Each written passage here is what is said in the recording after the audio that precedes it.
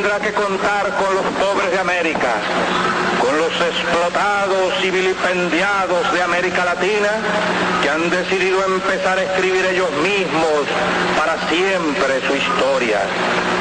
Y esa ola de estremecido rencor, de justicia reclamada, de derecho pisoteado que se empieza a levantar por entre las tierras de Latinoamérica, esa ola ya no parará más.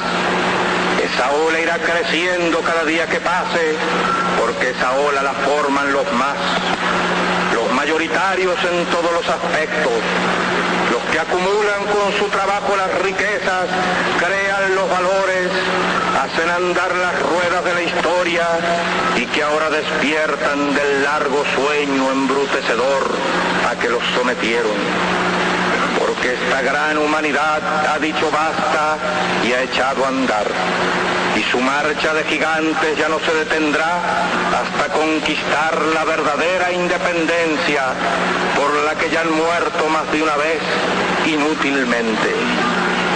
Ahora, en todo caso, los que mueran, morirán como los de Cuba, los de Playa Girón, morirán por su única, verdadera, irrenunciable independencia.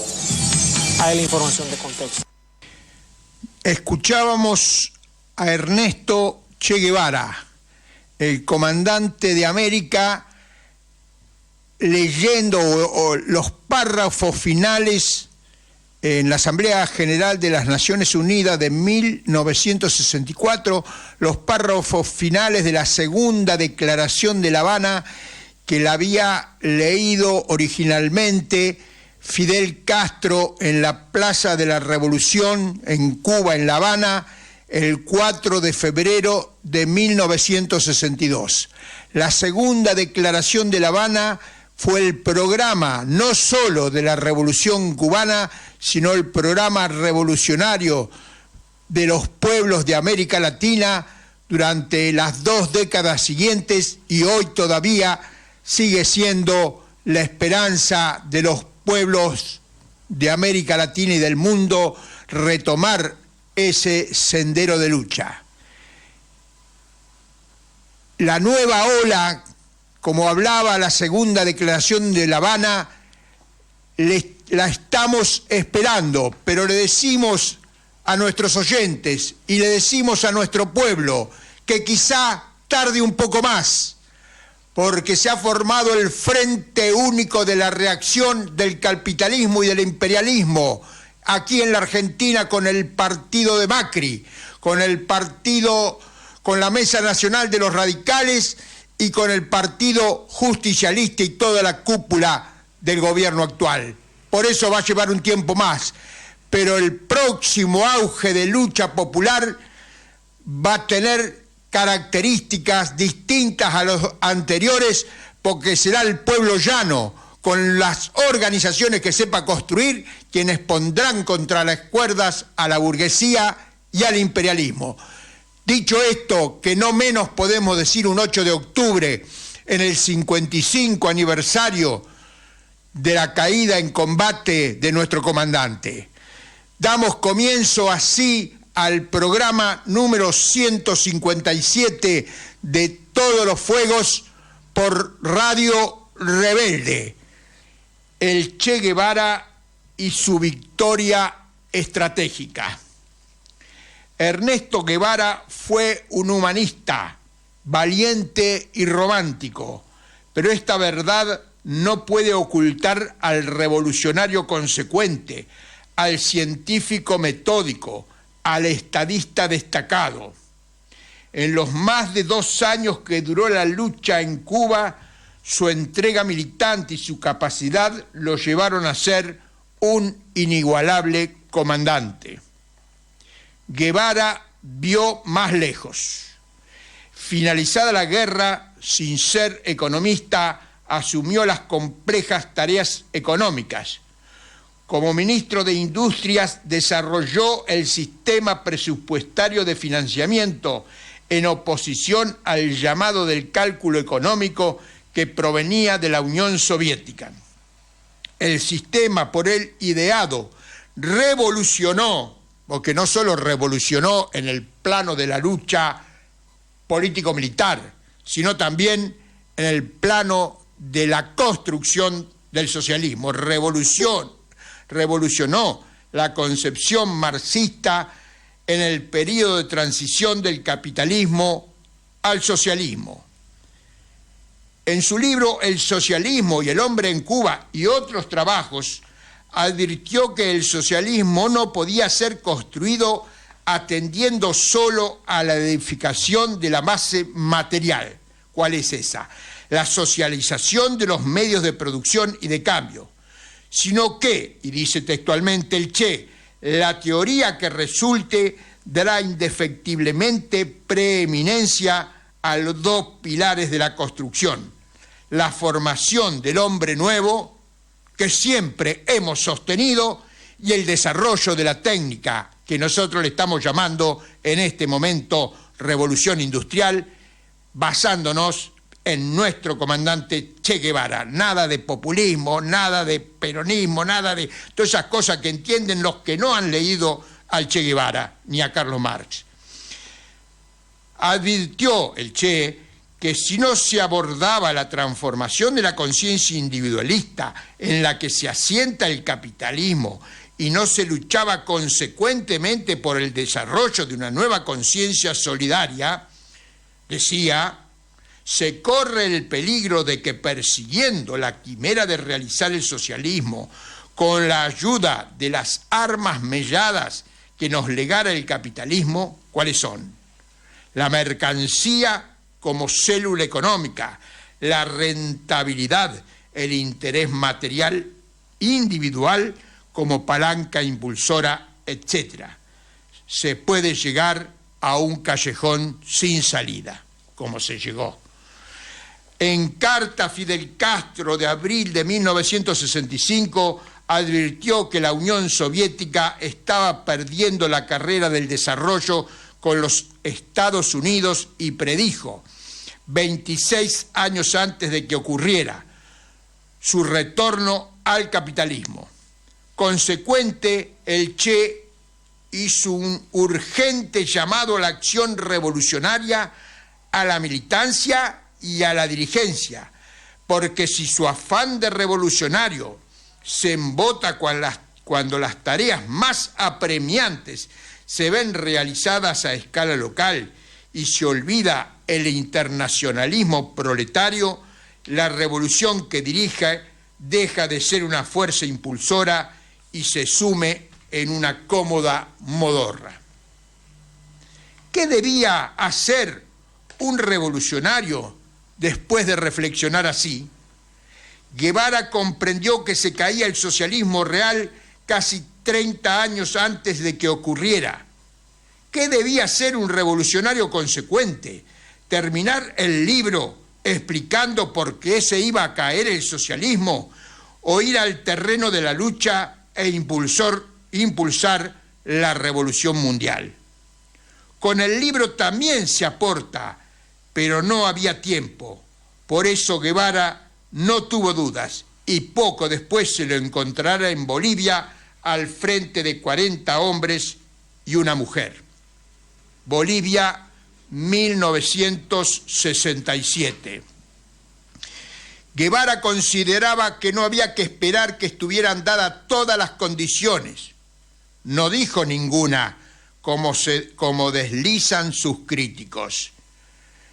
Que no había que esperar que estuvieran dadas todas las condiciones, todas, insisto, para iniciar la lucha, ya que el foco guerrillero podía crearlas, o sea, crear las que faltaban, como ocurrió en Cuba. El foco podía catalizar las voluntades, situaciones y organizaciones dispersas en una acción y una organización superior, como se demostró en gran parte de América Latina. En Bolivia, ¿qué condiciones había?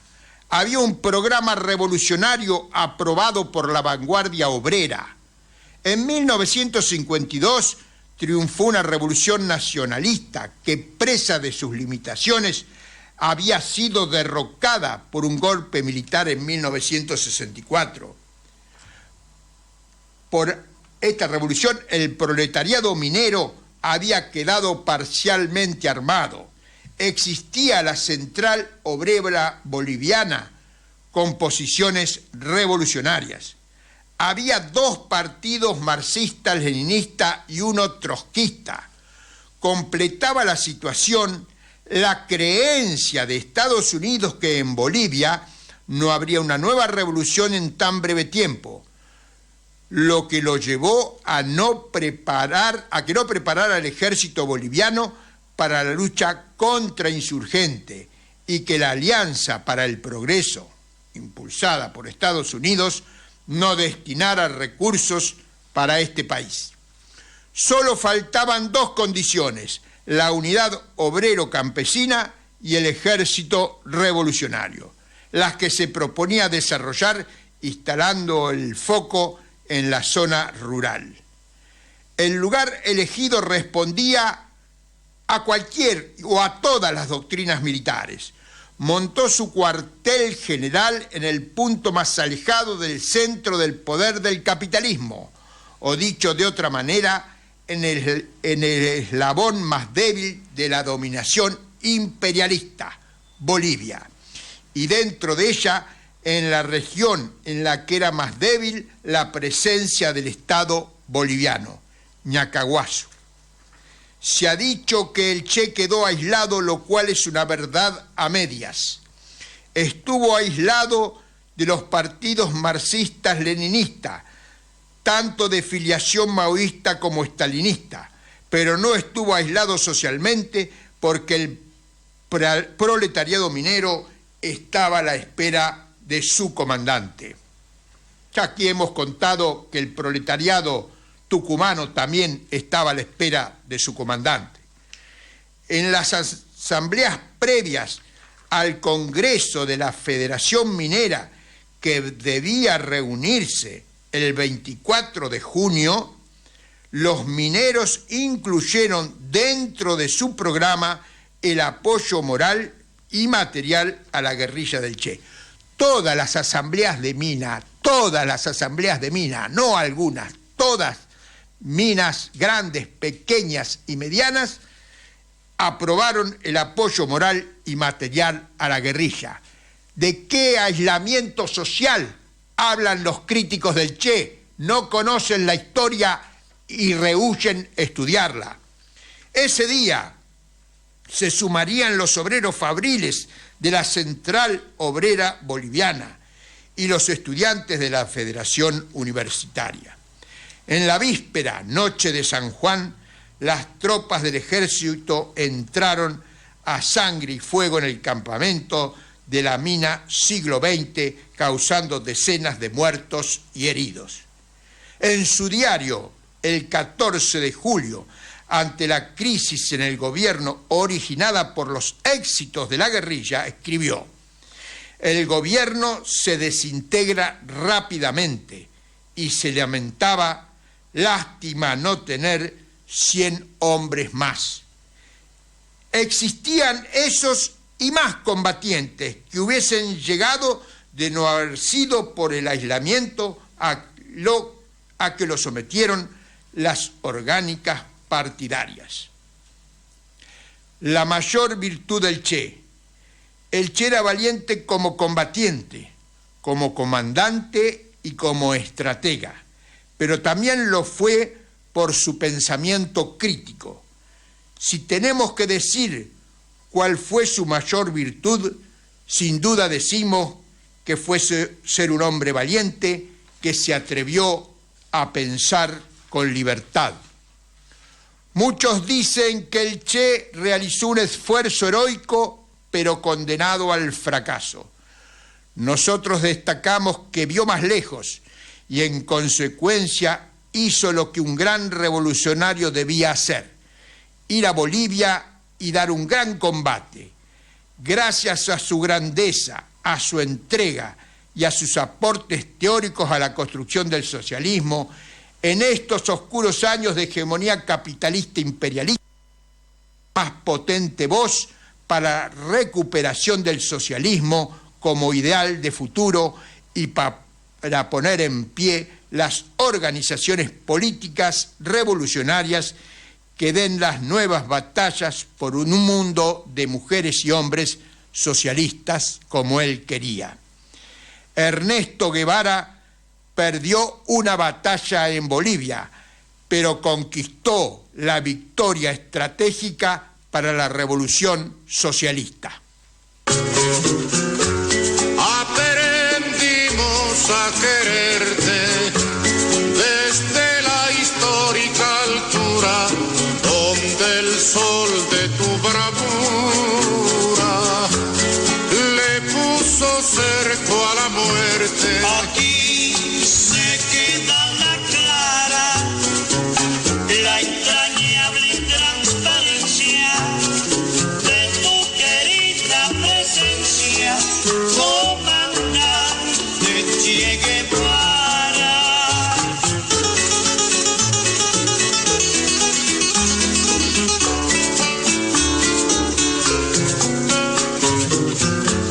Tu mano gloriosa y fuerte sobre la historia dispara, cuando todo Santa Clara se despierta para verte. Aquí se queda la clara, la entrañable transparencia de tu querida presencia, comandante Che Guevara. Es la naturaleza del imperialismo la que bestializa a los hombres, la que la convierte en fieras sedientas de sangre que están dispuestas a degollar, a asesinar, a destruir hasta la última imagen de un revolucionario, de un partidario de un régimen que haya caído bajo su bota o que luche por su libertad. Y la estatua que recuerda a Lumumba, hoy destruida pero mañana reconstruida, nos recuerda también en la historia trágica de ese mártir de la revolución del mundo, que no se puede confiar en el imperialismo, pero ni tantito, nada. Le salió el argentino al Che ahí, en tono cubano, pero le salió el argentino. Pero de esa forma estaba dando, esa forma muy elocuente, muy llamativa, por eso ha pasado a la historia, estaba dando una señal y una enseñanza estratégica fundamental. Los otros días estaba hablando con un chico joven, allá hace un par de meses, sobre la guerra de la OTAN contra Rusia. Y entonces le pregunté qué posición tenía él, y me dijo, bueno, si el imperialismo norteamericano está de un lado, hay que estar del otro. Bueno, a veces hay que simplificar las consignas, como sabe hacer la derecha, pero bueno, nosotros también, los socialistas, los revolucionarios, tenemos que simplificar. Y si el imperialismo está de un lado, nosotros nos tenemos que ubicar en el otro lado. Bueno, para aflojar un poquito, vamos a leer la primera parte del prólogo al libro ¿Por qué el Che fue a Bolivia?, que escribió Hugo Montero, lamentablemente joven, fallecido muy joven, que escribió allá por 2014, y dice Hugo Montero: de fulminantes y detonadores. O sea, aflojamos un poco, no tanto tampoco, porque de fulminantes y detonadores. Marzo de 1967. Me olvidé de decir que tiene una pluma, o tenía una pluma exquisita, Hugo.